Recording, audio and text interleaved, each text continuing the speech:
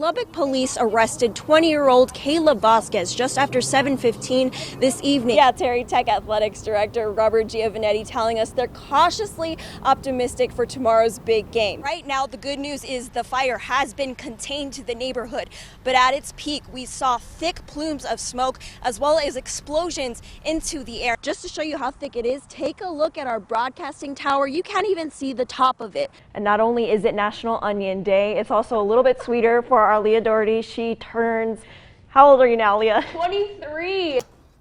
Leaving her money for lunch and a thank you card. Go ahead and step out of the way just so you can take a look at the scene.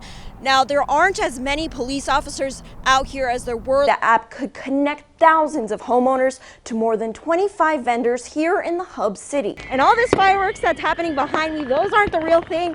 Those are just people out here popping their own. A man is sitting behind bars tonight following the shooting of a 17-year-old in Littlefield Friday. 18-year-old Joseph Moron is charged with the murder of Jasmine Rodriguez. He's also charged with tampering with evidence. With more than 340,000 solar panels, it spans more than 800 acres. I'm about to do a self-defense combination that could save my life in a potentially dangerous situation.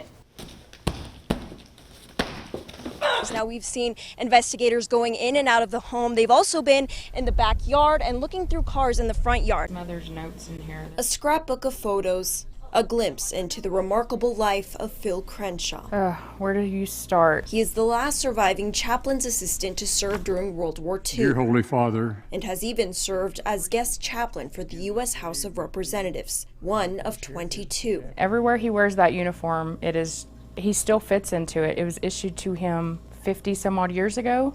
Very patriotic. Back in November, Phil had taken a few falls. His granddaughter, Diana Roten, took him to the hospital to get checked for broken bones, but stayed for something else. So the fact that they tested and he came back positive was actually very surprising on all of us. The 98-year-old had walking pneumonia, but the most difficult part of the journey, being apart. That was the scary part for us, was not being able to be with him if this was the end. We were just like, that was where the fear came in. Phil spent 7 days in the hospital before being released. It seemed like forever. Phil says he had never experienced anything like it before. I didn't think I would because I'd never been sick. I'd never spent a day in the hospital. Now back home, he has no pain and is even getting back into his favorite pastimes.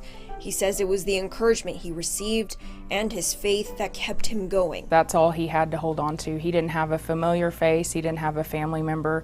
He didn't have a cell phone. He had his faith. In all thy ways acknowledge him, and he shall direct thy paths. And just like the support he's received, he is passing that message along to others. Bring others along the way that I have been and have seen victory, that they can too. Oh, nice.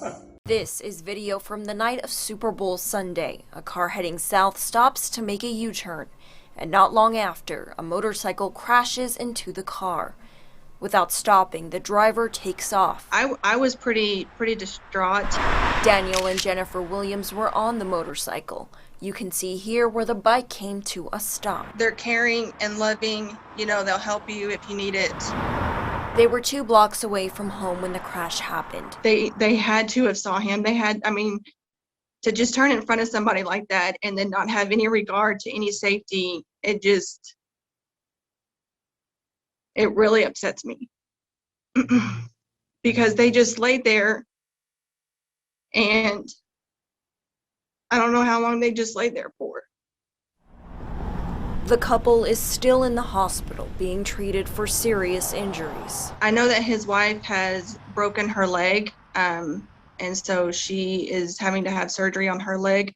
And then he is having some memory issues right now, and then they are treating him for a blood clot.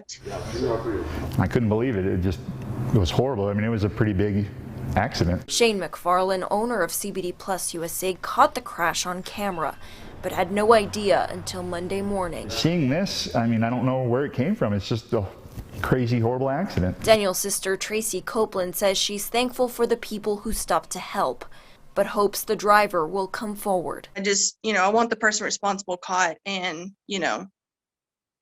justice, I guess, to be served, because to do that to another human being is just, it's disgusting. These are the finishing touches. A sticker here and another there.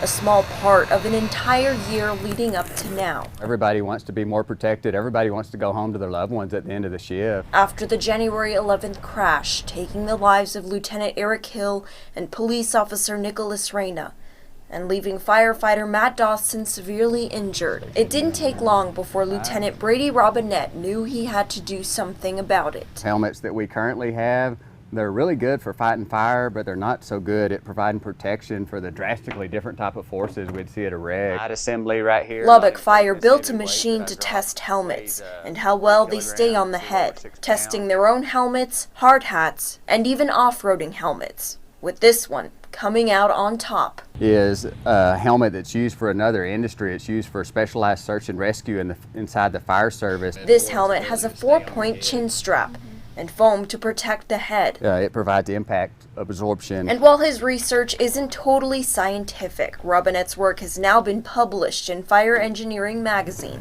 with more than 300 helmets waiting in storage for every fireman in the hub city. So as each helmet gets its moment under the gun, it's only the beginning of an even bigger goal. To get a helmet in the hands of anybody that's on the roadway, that works on the roadway. More protection for those who protect us. Most people think it's a good idea. Allysa Tellez, KLBK News. Getting ready to go home looks a little different lately. After being away from family for more than 6 months, we have more to worry about than just the clothes we pack. Because coronavirus hasn't gone away. More deaths this week, and it's important that you know that we continue to lift you up in our thoughts and our prayers. So to prepare myself to see my loved ones for an outdoor family wedding, I've decided to get tested for coronavirus. It's primarily dependent on what your exposure has been, what the other people's risk factors are. I've booked an appointment for Walgreens at 9:45 and pull up to the drive-through testing site. To be tested, you'll need an appointment code and some form of ID. And not gonna lie, I'm really nervous.